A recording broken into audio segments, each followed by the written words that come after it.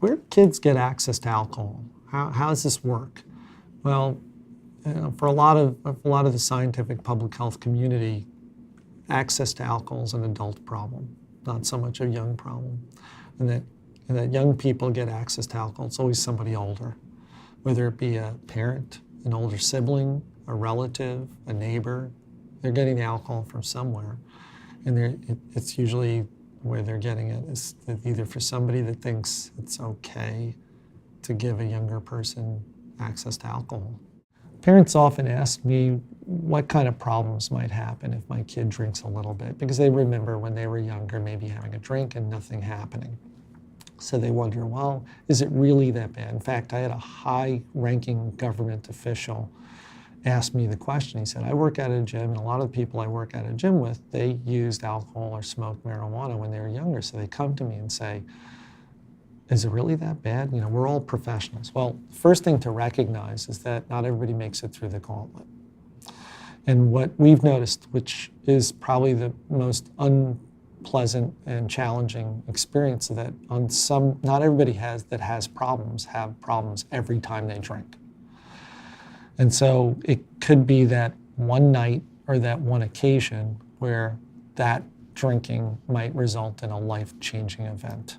And unfortunately, we here at MAD have seen that happen countless times. And it's something that could be prevented. We all know that.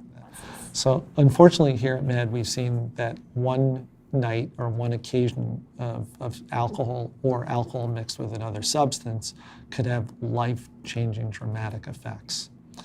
And that is kind of how drugs work.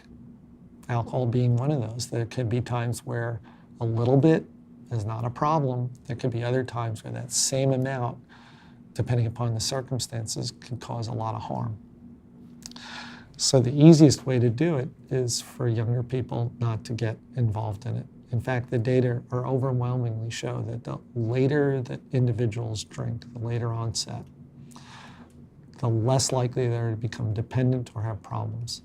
The kinds of consequences that we see that are most common are kids drinking to blacking out. This is blacking out is one of the less understood perceptions. A lot of people confuse it with passing out. It's not the case. Blacking out is when individuals are fully awake, but the brain has decided that it needs to turn itself off for judgment and decision-making and problem-solving, and then use its resources to keeping you alive, breathing, heart rate, things that are automatic. And so when individuals black out, they could be having a conversation just like I'm having right now, but they won't remember anything that happened during that time, and they'll be incapable of making good decisions. So it's entirely possible that they could walk off a balcony, or they could get in a car and start driving even though their friends have told them that you're not okay to be in a car and drive, and they won't remember any of that. And so blacking out is the most common one, and unfortunately, individuals' brains black out at very low levels of drinking. So most people expect those blackouts to occur when people drink a lot of alcohol, and that's not the case for many people. They can black out after several drinks, especially if they drink them in a short period of time. So the brain's recognizing something's not supposed to be in my body, and now it changes rules. That's the most common one. Unfortunately, blacking out has a lot to do with a lot of the sexual assaults that we see and the victimization that way. Another consequence that individuals have is accidents and injuries where they end up in emergency rooms. A lot of head injuries. So people step off curbs, they walk in front of cars, they fall, they hit their head. Another type of consequence that we see is usually interpersonal, and that people communicate really poorly to other people when they're intoxicated. Getting in trouble with the law, academic problems, dependency. These are things that we're seeing in young kids as a result of alcohol use, and also alcohol-related crashes. The other aspect is that we've noticed in the data is that a lot of individuals combine alcohol with other drugs.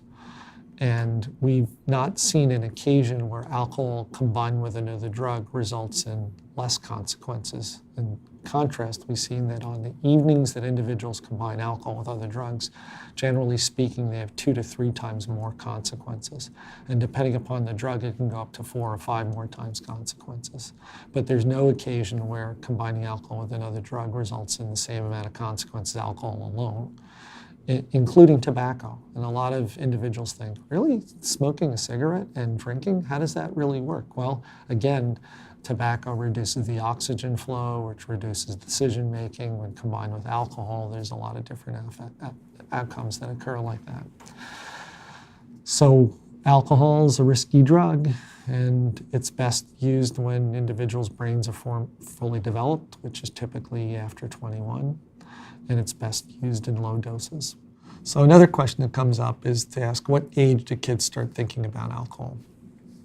And again, this is going to vary from child to child. And there's 2 types of thinking that goes on. Explicit cognition. So this is where it's something that, that you're talking about and you're thinking and processing. And the other one is implicit cognition. And this is where you're taking in information that's in your environment, but it's almost like you're not really thinking about it. And both of these are having effects on the way we think and make decisions. So an example of an explicit decision or explicit thinking would be I'm watching a sporting event, and in between there's a commercial, and the commercial's for a national beer brand advertising their product. That's explicit, and I'm watching that, and we have a conversation and laugh about that, or something like that.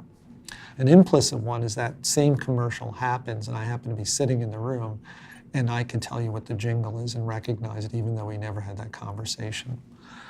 So both types of things are going on. Well, it turns out that younger people are much more likely to be exposed to the implicit messaging that occurs when they're just in the room. And so the answer to the question of how young are kids thinking about it is, we're not entirely sure, because it's sometimes hard to be able to frame the questions to kids to ask them about what they've been exposed to. But I have a good colleague and friend, a gentleman named Dr. John Donovan at Pittsburgh. And when he thinks about young or youthful drinking, he's thinking about 1st, 2nd, and 3rd graders. And he's been compiling data nationally and has recognized that there are children who are drinking without the supervision of their parents as early as 1st, 2nd, or 3rd grade. And that's not to say that that's a common effect, but it's not as uncommon as we would like to have happen. And so if kids are drinking at the ages of 1st grade, 2nd grade, and 3rd grade, and John has a lot of data to show that support, we certainly want to be talking to our kids before they reach middle school. That's, they're getting their alcohol from someone that's older, always. So, the 1st, 2nd, and 3rd graders might be getting because it's unsupervised in the house. Unlocked liquor cabinet that's accessible to kids when their parents aren't around. Or it could be an older brother or sister that's in middle school. Or it could be an aunt or uncle that has different values, or a neighbor or something. But it's always someone older.